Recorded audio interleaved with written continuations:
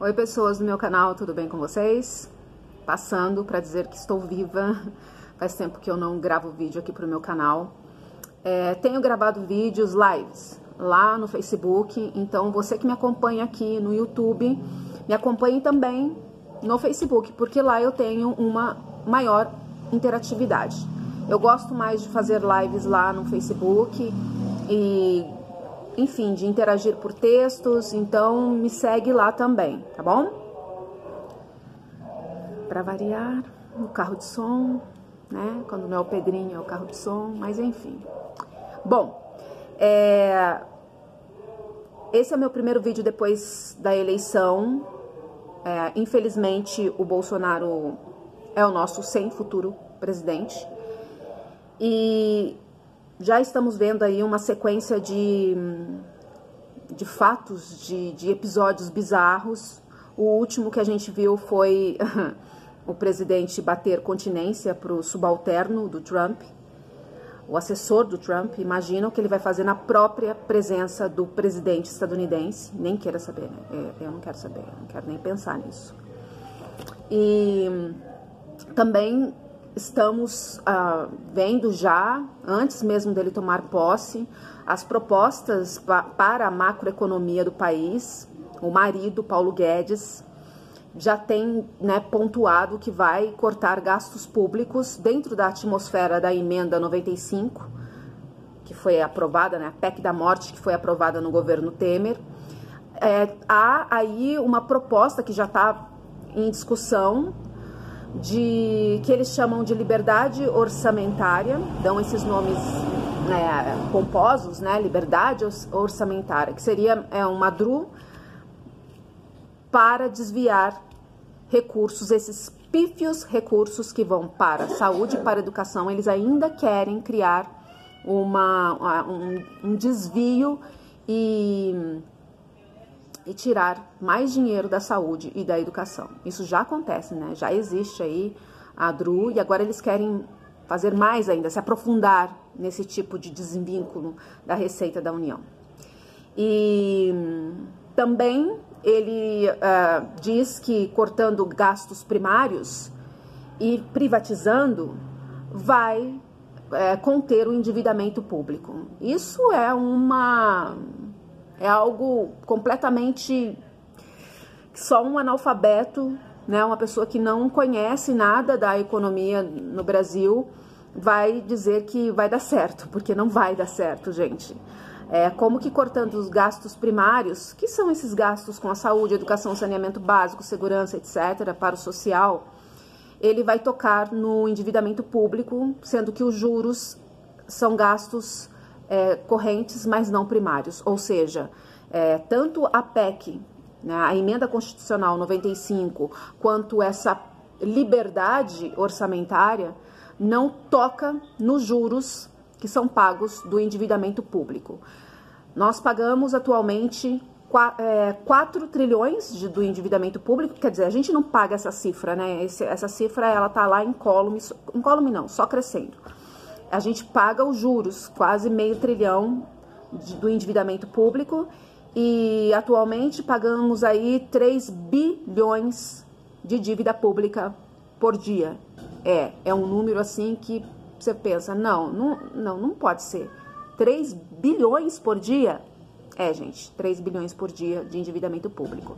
E toda a proposta do plano de governo aí para a macroeconomia, para supostamente equilibrar a economia do país, não toca nesse gasto corrente que é os juros do endividamento público. Toca apenas nos gastos primários, que é o gasto com o social, né, que seria a contrapartida dos impostos que nós pagamos. Eu costumo dizer que isso é uma esbórnia, o que está acontecendo, porque é para justamente mandar mais dinheiro, mais recursos para o que o Ciro Gomes chama do saco sem fundo dos juros da dívida pública.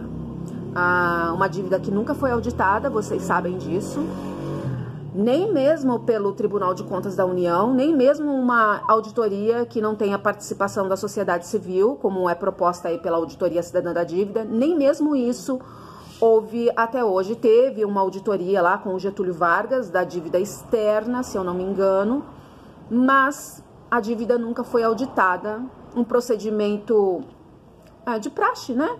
De qualquer endividamento, a auditoria. Aqui no Brasil não. Aqui no Brasil o endividamento público ele é um tabu, ele é um mecanismo, uma máquina intocável e poucas pessoas falam sobre isso, né?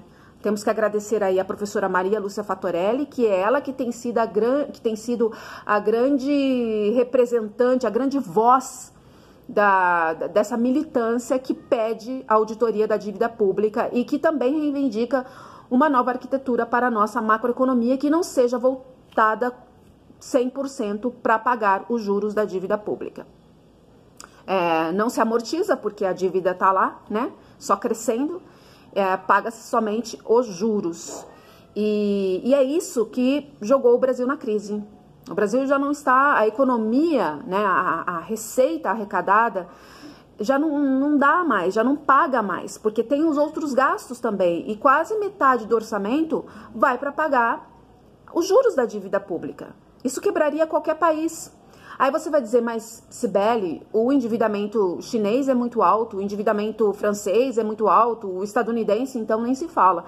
Mas acontece que esses países são industrializados, esses países têm nível de poupança alto, esses países, enfim, a estrutura da economia é completamente diferente da nossa.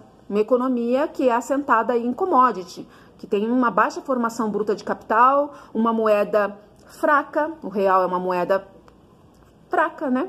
Aí uma moeda colada ao dólar, o Enéas mesmo dizia que não era moeda brasileira, nada, era um dólar disfarçado e que não tem o mesmo poder do dólar, porque o dólar é a única moeda de troca internacional. Então, os Estados Unidos, eles podem se endividar o quanto querem, pelo menos podiam, né? Agora a coisa está mudando.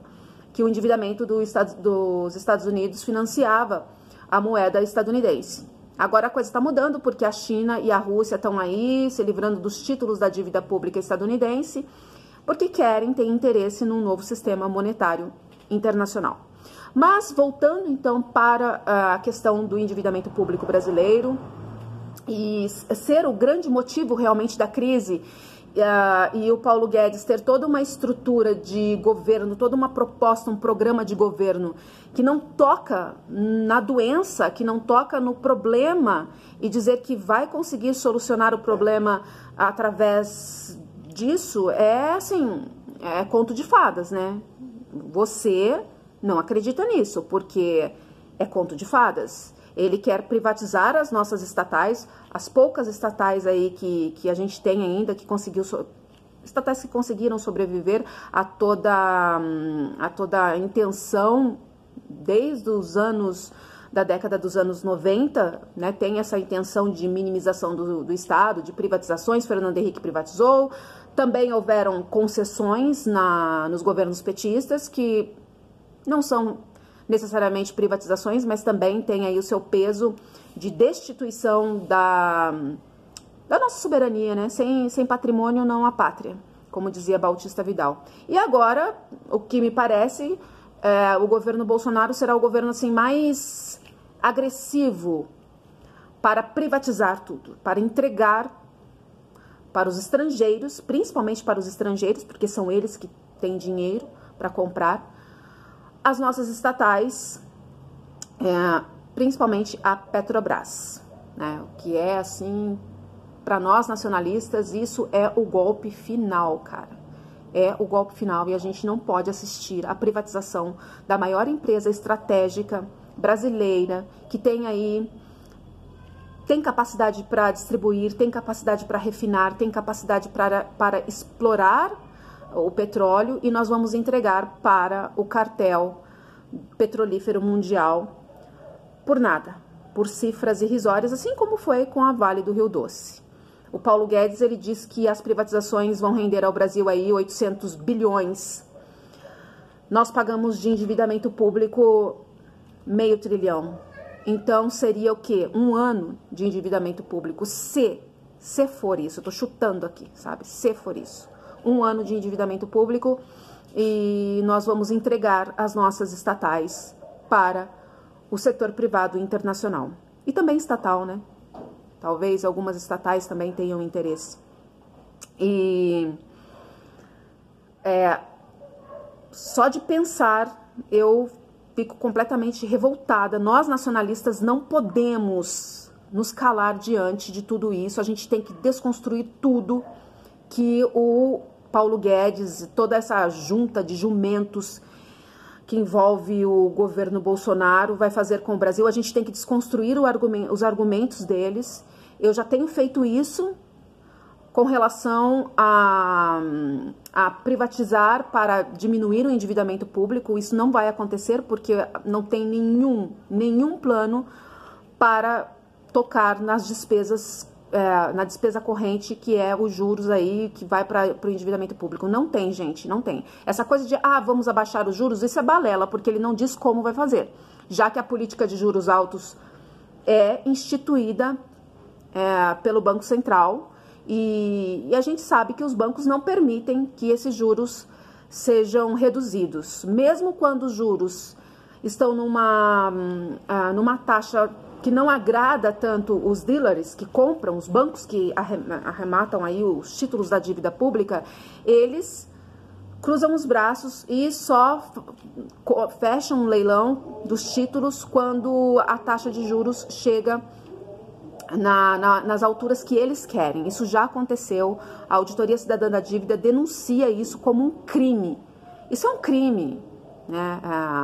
Esses juros, tanto da dívida externa, que aí, né, contra a Convenção de Viena, quanto esses juros sobre juros e títulos da dívida pública que são aí emitidos para honrar juros, esse sistema de rolagem que as pessoas dizem que a gente não paga a dívida, que dívida não se paga, se rola, né? Como dizia o Delfim Neto. Isso é uma bobagem, gente, porque a gente não paga realmente o endividamento público, a gente paga os juros da dívida pública.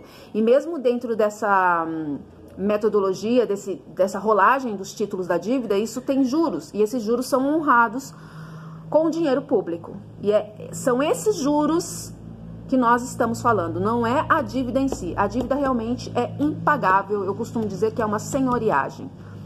E não há nenhuma proposta do senhor Paulo Guedes para conter o endividamento público, para conter essas cifras estratosféricas e esses juros escorchantes que envolvem o endividamento público. Vou fazer mais vídeos falando a respeito, só tô aqui fazendo um resumo, tá? Para dizer que vai ser um desastre, nós vamos perder todas as nossas estatais, nós vamos perder aí o nosso patrimônio, supostamente para conter o endividamento público, para equilibrar a economia, vai ter mais gastos ainda nas áreas sociais, mas os bancos continuarão fazendo lucros estratosféricos, porque não há nenhuma proposta para qualquer intervenção dentro das operações compromissadas, a sobra de caixa, né, como a professora Maria Lúcia Fatorelli tanto pontua, que é a remuneração da sobra de caixa dos bancos, ou seja, títulos da dívida pública que são emitidos para enxugar a moeda em circulação, já que nós temos um volume muito baixo de moeda que pode estar em circulação. Isso nos onera, segundo a professora Maria Lúcia Fatorelli, por volta de 1 trilhão. É muito dinheiro. Também não há nenhuma proposta para intervenção nesse esquema de swap cambial. Se as pessoas não têm o que fazer na casa delas, no sábado, no domingo, nos finais de semana, e resolvem vir na casa da gente. E eu estou gravando um vídeo agora. E a visita chegou. Saco. Não há nenhuma proposta. Então, realmente, nós vamos pagar isso com o nosso couro e cada vez pior e cada vez mais degradação social, cada vez mais uma economia... Filho da puta.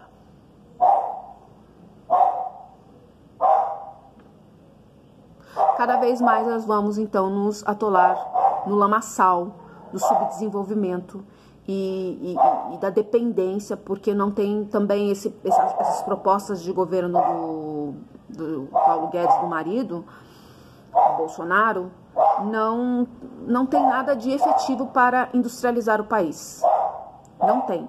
Não vai acontecer. Eu já disse que eu corto o meu dedinho se o país se desenvolver, se houver algum progresso dentro dessa proposta de governo da junta de jumentos do Bolsonaro. Não vai acontecer e eu estarei todos os dias lembrando vocês que votaram no Bolsonaro que vocês fizeram uma péssima escolha. Agora o Bolsonaro tá aí de 4 para os Estados Unidos, só fazendo bosta, só fazendo merda. Quer romper com a China. Nossa, eu cuspi. Desculpa. Quer romper com a China, que é a nossa maior parceira comercial. Imagina a bosta que vai ser.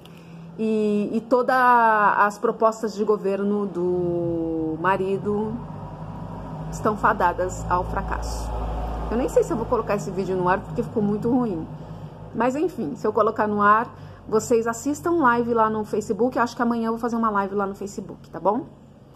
Eu não morri, eu tô viva. Muito triste, mas eu estou viva. É isso aí, galera. Tchau. Ah, meu novo cabelo, ó. Eu tinha tesoura. Tchau, tchau.